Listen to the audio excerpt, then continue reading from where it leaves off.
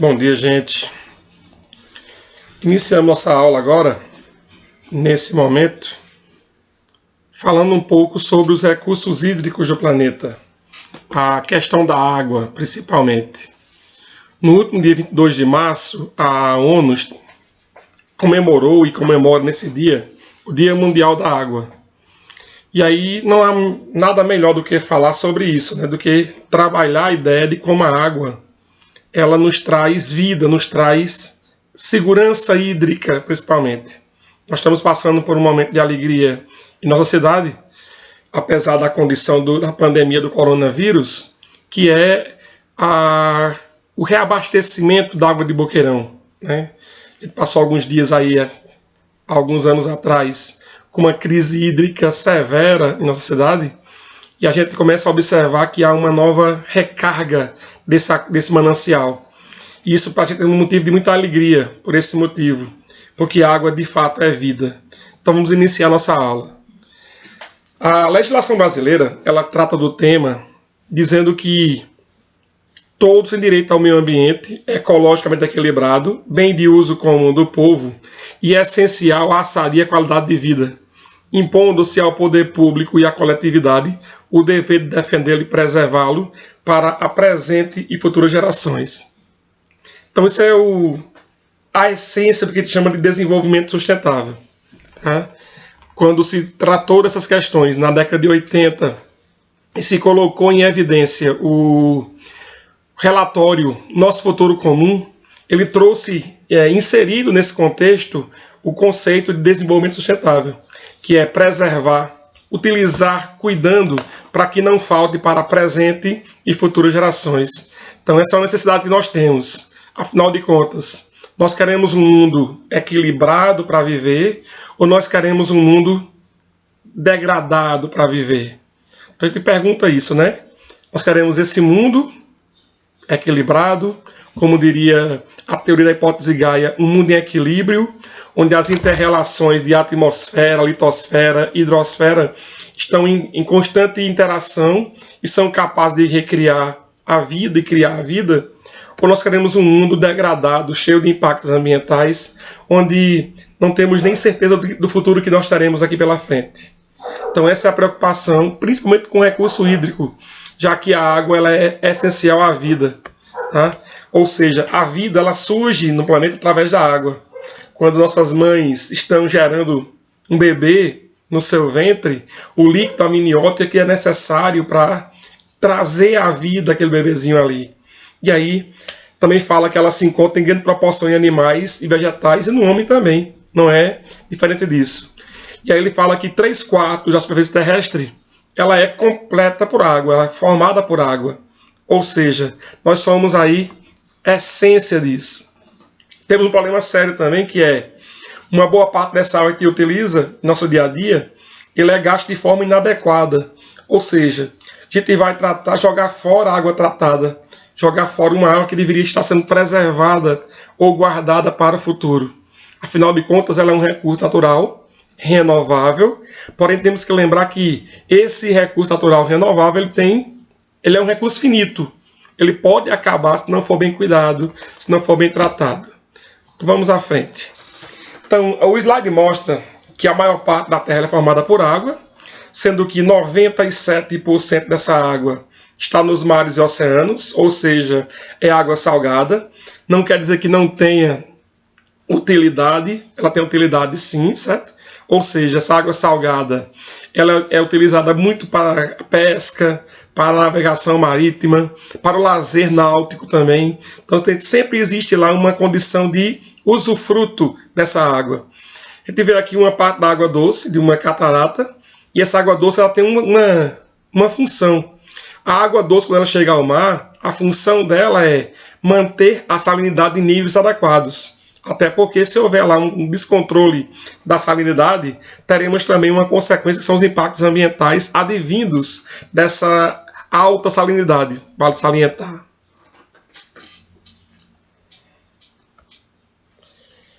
Só lembrando aqui também, gente, que a necessidade de preservar ela é enorme, certo?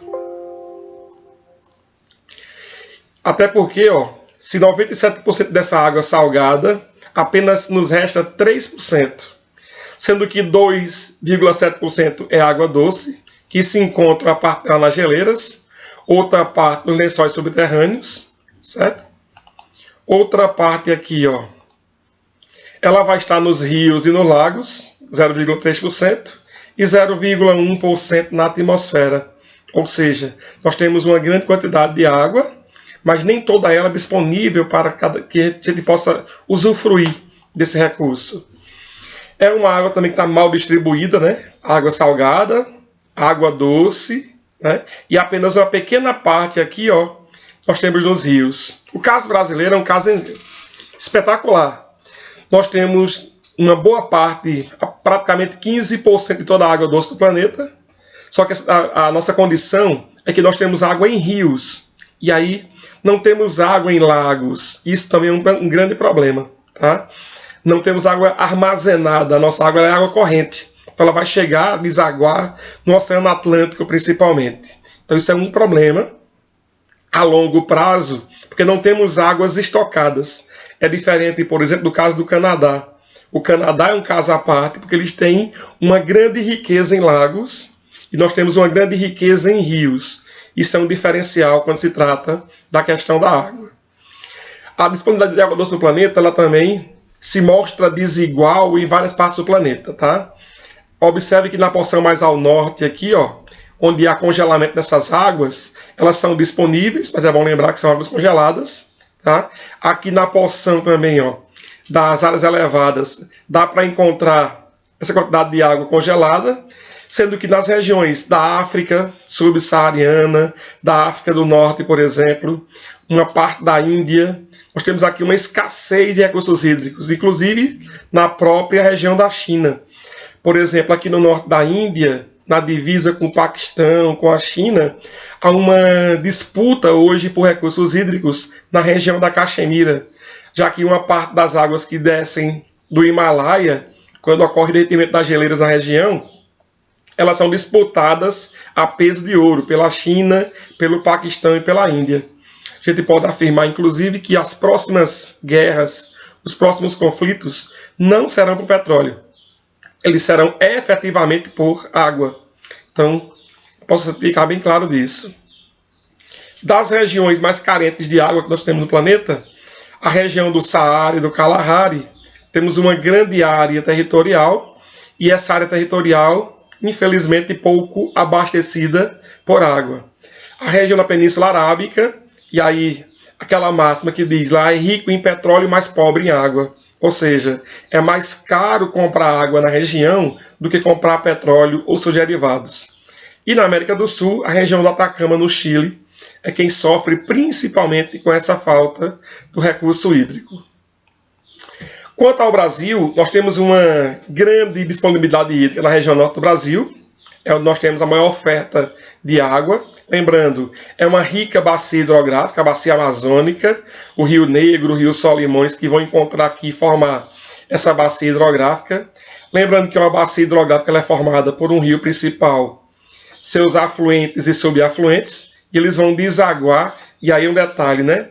Todos os rios brasileiros, eles vão, direto ou indiretamente, desaguar no Oceano Atlântico. Tá? Temos aqui uma área de recursos hídricos em escassez, a região mais ao norte do Nordeste e a região centro-leste da Bahia, tá? Mais a porção norte de Minas Gerais, especificamente o Vale do Jequitinhonha, é uma região onde a oferta hídrica é muito baixa. Ele mostra também uma região aqui do Vale do Rio Tietê, tá? Principalmente por conta da poluição hídrica, ou seja, a poluição dos cursos da água na região. Isso traz uma deficiência da oferta hídrica na região, sem falar da questão que envolveu o rompimento de barragens na região de Minas Gerais, e aí isso trouxe um prejuízo muito grande, porque aí todos os rios que correm na região, ou drenam essa região, estão poluídos por conta dos rejeitos de mineração que foram despejados nesses cursos d'água. Só para lembrar da importância de conhecer como a cartografia ela nos traz informações. Tá?